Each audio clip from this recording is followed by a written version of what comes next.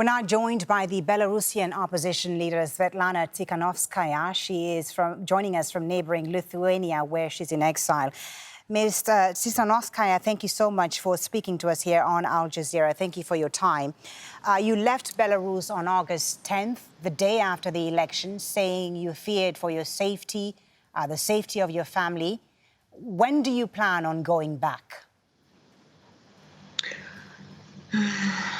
I'm going back to Belarus. I want to go back to Belarus. I adore my country, and I will go there when I will feel safe. Do you not feel safe where you are today? No, I'm safe here in Lithuania, but I don't feel safe in Belarus now. Do you fear for your husband who's back in Belarus?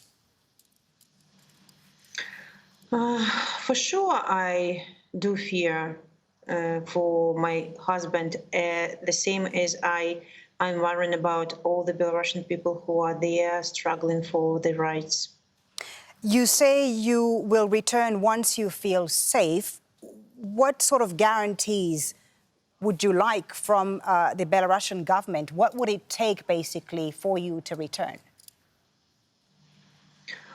I don't think I need any guarantees from government. I want to go back to Belarus when we will have dialogue with the authorities about new, honest and fair and elections.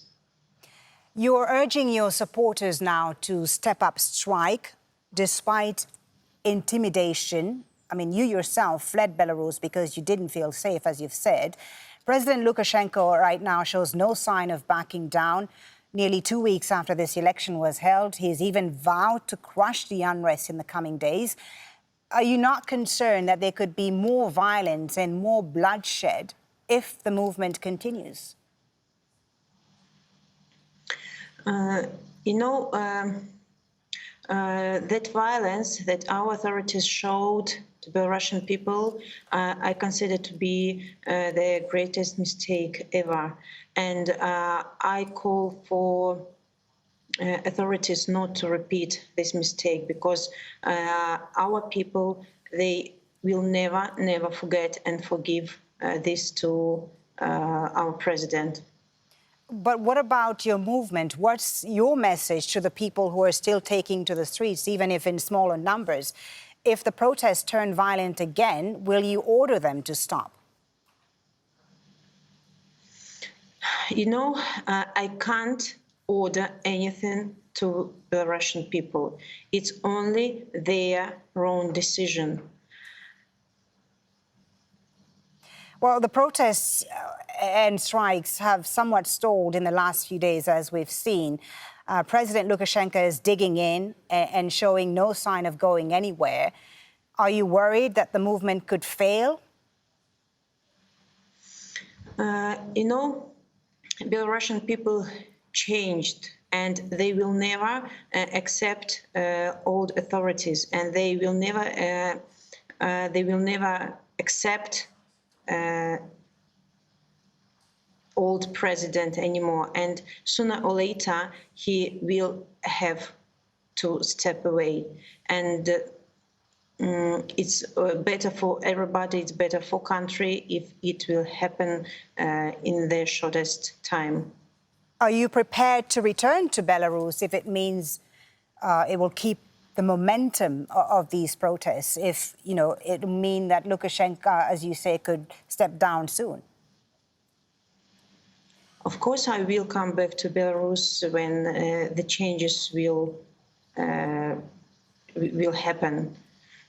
What changes precisely are you looking to see at this moment? I know the opposition wants another election, a rerun of the election. Do you think that will resolve the crisis? I think I will be ready to come back to Belarus when the dialogue between Belarusian people and authorities will start. But what happens if that doesn't happen? What happens if the protests fail and it all fizzles out? Would you have done all this for nothing in the end? I believe in Belarusian people, and I'm sure that they will not give up, not this time. But don't you think that if people are being killed and if there's violence, that they will get tired and give up eventually?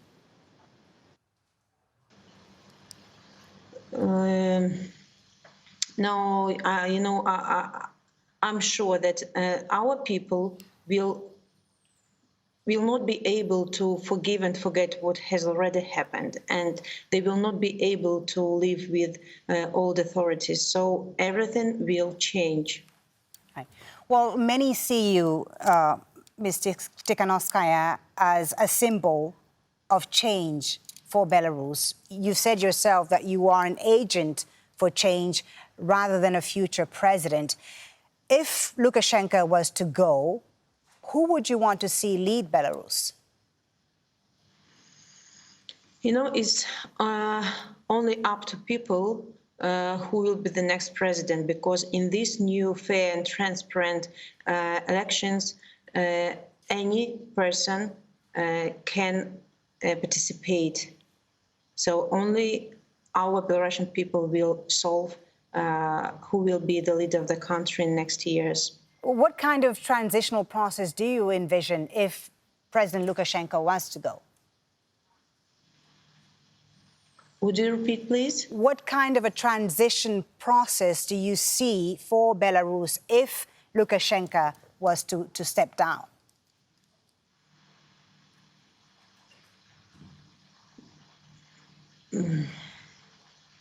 So maybe I haven't understood your question properly, but transition of power through new, fair and transparent elections.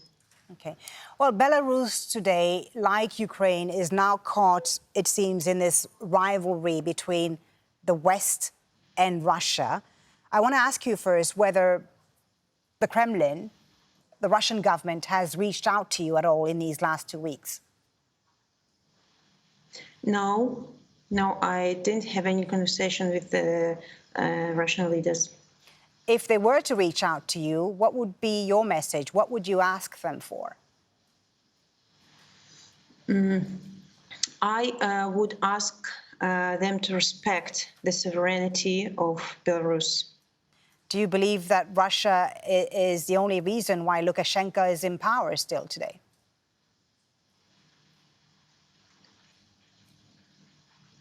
I'll ask once again, please. Do you believe that the only reason Lukashenko is in power today still is because of Russia's support?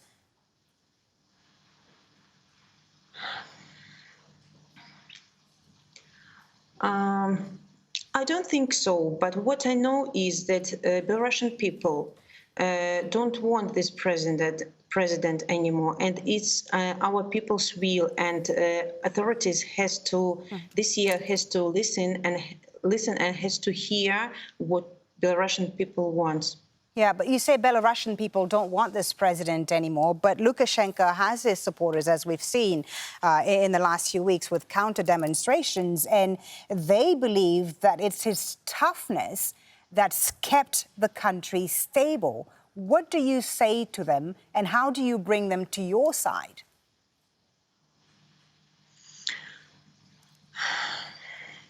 Now it's not my side or his side. It's the people, and we know that we are the majority, and all his demonstrations where people are collected from all over the country and they are paid for these demonstrations, and a lot of people declare this, and but I know that in their hearts, in the hearts of those people, they are with the majority of people who want changes. The European Union has announced further sanctions against Lukashenko. What further actions, if any, would you like them to take? And has the EU offered you any help? Our Belarusian people appreciate every kind of help that other countries can show during this tough period for Belarusian people. and it's up to every country what it is doing in this situation. But the only thing I can ask other countries is to respect the sovereignty of Belarus.